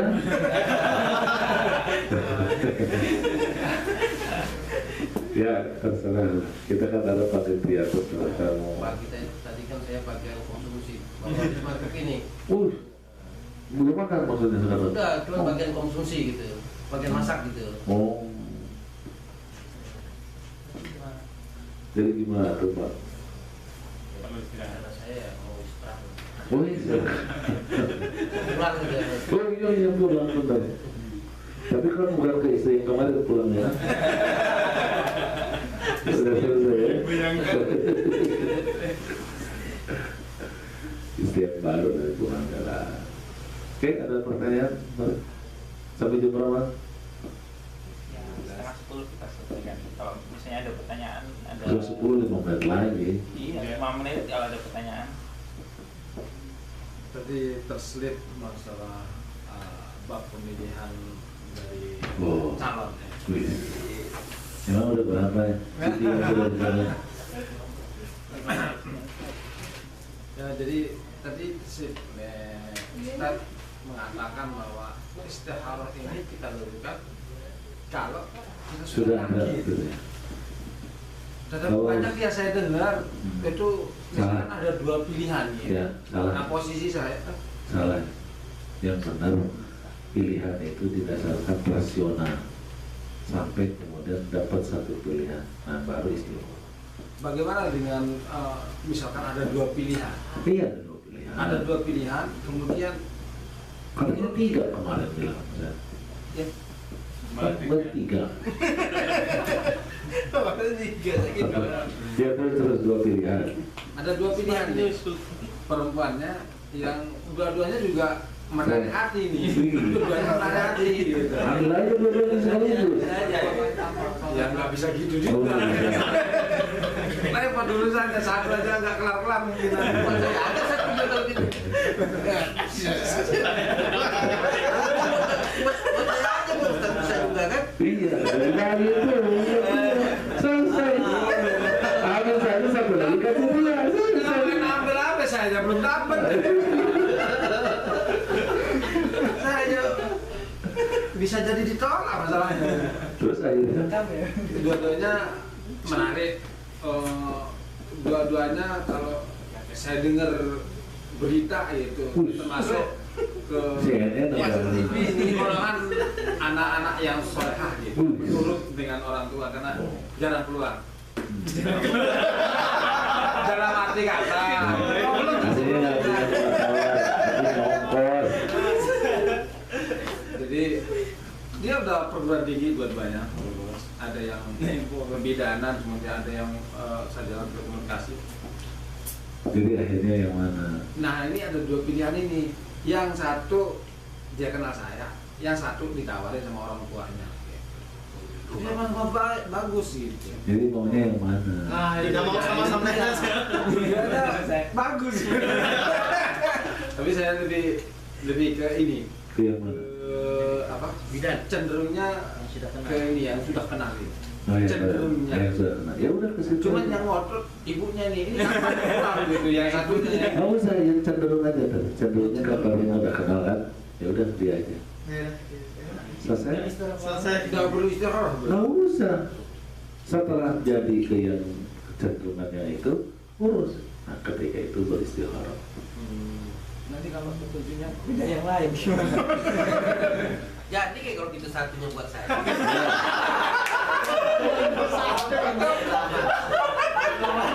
Lumayan kelompok kan? Lumayan kelompok. Tapi berarti ongkos Udah nggak. berarti ongkos. Bukannya banyak. Tapi intinya begini maksud saya, pilihlah secara rasional. Rasionalitasnya langsung ke Pak. Saya lalu sudah tebak rasionalitasnya. Yang lebih kenal dong. Kan lebih rasional kan daripada yang kenal disolusi sama orang tuanya belum tentu dia cocok. Kalau yang kenal kan gampang komunikasinya lebih cepat dan karena lebih tahu. Nah gitu. Itu rasional. Ya. Rasional itu tentang kesempatan, tentang apa itu juga rasional maksudnya. Maunya A, tapi bapaknya belum ngizinin. Nah, itu nggak rasional. Maksa juga sampai kapan nggak jadi. Kira-kira. Jadi harus kalau ini nah, misalnya tadi bisa saja yang rasional yang ditawarin ibunya. Kenapa? Karena siap nikah, lebih rasional lagi. Bisa. Jadi pilihannya jangan terlalu emosional, jangan bawa emosi. Tapi kalau untuk menentukan berpakai rasional, makanya dalam menentukan calon, hal yang harus penting adalah kita berkonsultasi dengan siapa dan apa yang sayang sama mengerti tentang kita orang tua, kakak, gitu ya, paman atau ustadz atau siapa yang bisa memberikan mengarahkan agar kemudian pilihannya jadi rasional. Setelah pilihannya rasional, setelah pertimbangan selera tadi ya, selera keinginan apa segala macam terpenuhi, bismillah, baru istikharah. Karena istikharah itu intinya adalah memanfaatkan akan pilihan dengan tujuan kalau ternyata sesuai dengan harapan, alhamdulillah, dan dia tidak merasa sombong, wah gua siapa gua kan gitu, enggak. Tapi ini adalah karunia dari Allah. Ternyata nggak cocok, ya nggak apa-apa. Memang bukan jodohnya kita, dan Allah maunya itu, dan kita tidak bersedih, patah hati, oh sampai apa bunuh diri, harap kiri, enggak lah. Kita tetap bersabar. Karena dalam doanya, jauhkan dia dariku, jauhkanlah aku darinya, ganti dengan yang lebih baik sebelum diambil sama bapak. Yang satunya lagi. Wallahu Cukup tinggal satu lagi. Satu lagi. Masih berkaitan dengan penentuan. Ini serius banget. Tidak meragukan saya. Di keluarga saya, begitu kita mengajukan sebuah nama, calon, kadang-kadang kan orang tua dulu kayak ada hitung-hitungannya gitu. Orang tua sekarang kali, orang tua dulu pada meninggal. Oh iya, orang tua saya gitu. Orang tua Iya, saya. iya itu orang tua sekarang. Orang tua sekarang. Orang tua dulu udah pada meninggal. Orang tua sekarang. Nah, orang tua saya yang dulu nggak ada memang. Nggak punya saya orang tua sekarang. Begitu kita ajukan nama, kadang-kadang mereka mempunyai sebuah ilmu barangkali menurut saya, ilmu hitung-hitungan gitu, kayak hitung-hitungan, kayak nyocok-nyocokin gitu, kayak nyocok-nyocokin, dan pernah bukan bukan benar dengan apa yang dikatakan, tapi kebenaran gitu, apa yang diomongin bahwa kalau kamu tetap menikah ini kayaknya orang bertamu ini susah gitu, dan ternyata begitu bertamu kering bener di sana, air kagak keluar, boro-boro makanan, air kagak keluar kalau di orang bertamu gitu, waktu dicocokin itu. Nah, hal seperti itu apa menurut Islam itu pandangannya seperti apa, dan Itu khurafat, harus dijauhkan. boleh? Awalnya kembali lagi ke rasional aja. Rasional aja. Orang udah cantik ini mau. Makanya saya selalu mengatakan kalau menikah itu hal yang penting itu harus sama keyakinan. Jangan beda keyakinan. Maksudnya begini, kita harus yakin mau, dianya yakin mau juga. Yang kita yakin mau, dianya nggak mau. Kan beda keyakinan kan? Karena yang menikah siapa? Dia mati, kita mati ya. Bukan kita dengan orang tuanya. Dan yang kali juga orang tua kita mana? Sama dia yang ingat. Dari situlah maka kemudian komunikasi dengan orang tua harus baik. Jadi harus panjang, lingkar, tentang masa depan kayak gimana, apa ya. Tapi kalau misalnya orang tua punya firasat, bukan khurafat ya, tapi firasat, ya apa-apa buat waktu itu cari. Kalau kemudian dari firasatnya itu kemudian ada cari yang lain, ya itu ambil gitu maksud saya. Ya udah kalau kita masih apa ya kan gitu. Bilang sama orang tua, ya nggak ada juga kata orang tua. Ada, ya itu menjelek atau nggak cocok sama maunya yang tadi itu, kayak nggak diskusi lah. Apa yang nanti ada kesepahaman antara kita dengan orang tua kita. Insya Allah saya doakan sebanyak selanjutnya di sini. Dilunakkan hatinya orang tua kita, dalam mertua kita semuanya. Biar nanti urusannya semua selesai. Nah, kalau begitu susah kan ada yang satu lagi yang belum kenal itu, pernah ada dua. Jangan bisa pilihan itu jangan membuat kita jadi bingung, justru kita menjadi senang. Kita tinggal gila aja. Ini susah kalau kosong susah kesini kita. Tuh lihat kakinya udah koser-koseran tuh. Udah pengen banget. Oh di banget situ ragu lagi di mana tuh. Pak Ustadz Ibrahim yang penting soleh, Pak Ustadz. Iya lah. Daripada yang dulu namanya. Oh jauh. Wah, Oke, yuk ya.